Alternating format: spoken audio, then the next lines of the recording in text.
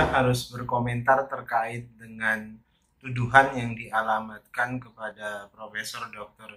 Din Samsudin, mantan Ketua Umum PP Muhammadiyah, di mana ada sekelompok yang melaporkan sambil menuduh Profesor Din sebagai tokoh penganut Islam radikal, kemudian membahayakan persatuan dan sebagainya. Saya pikir tuduhan tersebut tidak berdasar, bahkan saya harus menyebutnya berhalusinasi, berangkat dari keterbatasan pengetahuan terkait dengan eksistensi Pak Din selama ini. Saya kenal baik Pak Din sebagai tokoh Islam moderat yang mengusung isu moderasi Islam, apalagi beliau berangkat sebagai mantan Ketua Umum Muhammadiyah, sebelumnya Ketua Umum Pimpinan Pusat Pemuda Muhammadiyah. Bahkan saya kenal baik beliau karena ikut bersama-sama ketika beliau menjadi Ketua atau Presiden Religion for Peace Asia and Pacific. Saya kebetulan sebagai Presiden Religion for Peace Youth Interfaith Network Asia and Pacific. Beliau adalah salah satu tokoh yang sangat dihormati para tokoh-tokoh lintas agama dunia, dan kapasitas Pak Din selama ini memperkenalkan Islam moderat dari Indonesia, wajah Islam Indonesia yang mengusung perdamaian, keberagaman, toleransi, itu selalu menjadi kampanye, bahkan kampanye Pak Din di banyak negara. Bahkan Pak Din banyak sekali memperkenalkan Pancasila di banyak forum-forum lintas agama di dunia, dan di mana saya sering hadir bersama Pak Din. Jadi kalau ada sekelompok orang yang menuduh Pak Din adalah tokoh Islam radikal, bahkan melaporkan beliau, saya pikir itu adalah tindakan yang ahistoris, berangkat dari pengetahuan yang sangat terbatas. Bahkan tindakan seperti itu melanggengkan kebencian politik yang teramat sangat. Saya sekarang berada di dalam pemerintahan. Saya pikir adalah wajar apabila Pak Din berada di luar pemerintahan kemudian mengkritisi pemerintah. Saya pikir Pak Joko Widodo, Presiden, termasuk saya di dalam pemerintahan, menganggap adalah tugas fardu kifayah dari Pak Din Samsudin untuk melakukan kritisasi kerja-kerja pemerintah, dan saya yakin pemerintah pada saat ini sangat menghormati kritik yang disampaikan oleh Pak Din. Tidak ada satupun kritik-kritik tersebut menurut saya yang berangkat dari kebencian.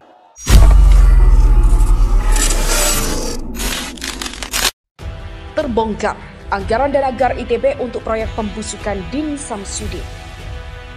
Laporan Gerakan Anti Radikalisme atau GAR ITB terhadap mantan Ketua Umum PP Muhammadiyah Din Samsudin sempat dikecam oleh beberapa tokoh. Pasalnya, GAR ITB disebut melaporkan Din dengan tuduhan sebagai tokoh radikalisme. Namun, GAR ITB sudah membantahnya. Mereka mengatakan Din dilaporkan ke KSN dengan tuduhan pelanggaran kode etik bukan terkait radikalisme. Hingga kini, polemik soal GAR ITB dan Din Samsudin terus berlanjut. Bahkan yang terbaru, jumlah dana yang digunakan GAR ITB untuk melaporkan Din pada tanggal 1 Februari 2021 terungkap ke publik.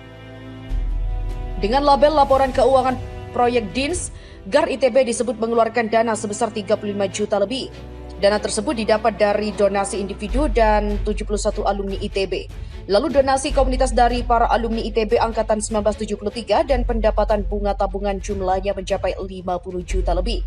Sedangkan biaya yang dikeluarkan untuk proyek Din Samsudin ini total menghabiskan 35.550.679 sehingga masih terdapat saldo dari proyek ini sebesar 14.770.380. Dalam 2 halaman laporan keuangan tersebut dijelaskan segala macam pengeluaran mulai dari yang terkecil hingga yang terbesar. Untuk mengelompokkan biaya pengeluaran, GAR ITB membaginya dalam 2 bagian. Pertama, untuk biaya kegiatan atau biaya langsung, untuk kelompok ini pengeluaran sebanyak 34.586.660.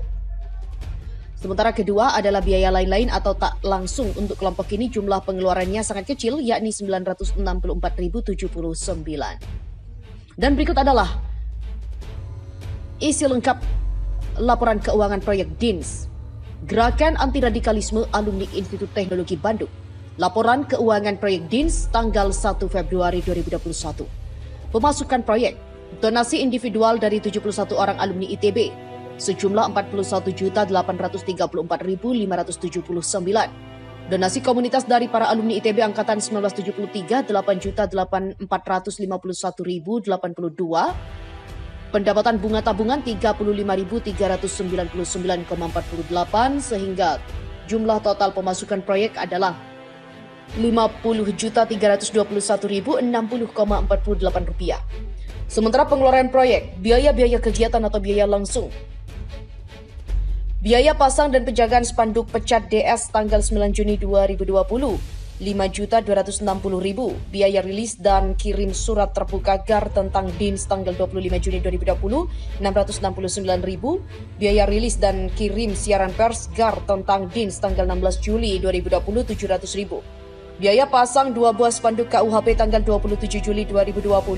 Biaya pasang dan penjagaan spanduk pecat DS tanggal 5 Agustus 2020. Biaya rilis dan kirim surat GAR tentang DINS tanggal 25 Agustus 2020. Biaya pasang dan penjagaan spanduk MWA SA tanggal 4 September 2020. Biaya rilis dan kirim laporan GAR tentang PNS DINS tanggal 28 Oktober 2020.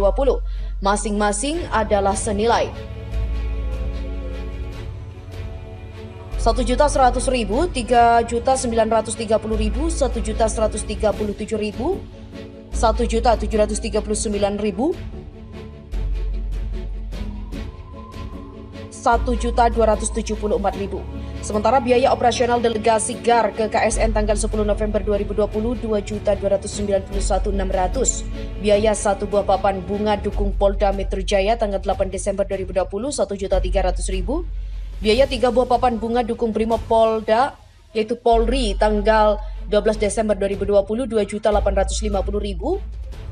Biaya rilis dan kirim surat GAR kepada anggota MWA tanggal 23 Desember 2020 932.500. Biaya pasang 3 buah spanduk Selamat Hari Natal tanggal 24 Desember 2020 1.500.000. Biaya 1 buah papan bunga dukung Menko Polhukam tanggal 30 Desember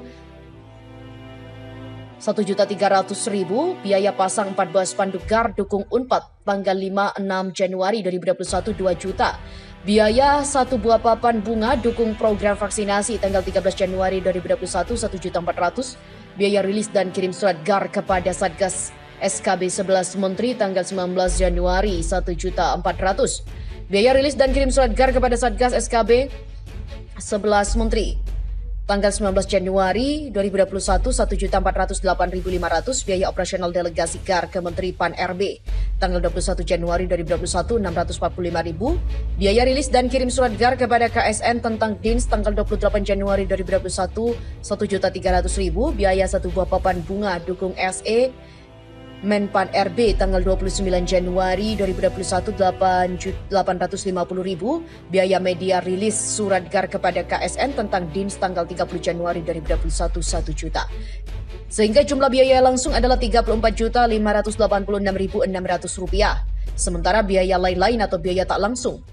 Biaya bulanan kartu ATM 76.500, biaya bulanan administrasi rekening 112.500, biaya penggantian PIN kartu ATM 5.000, pajak bunga tabungan 20% 7.079,89,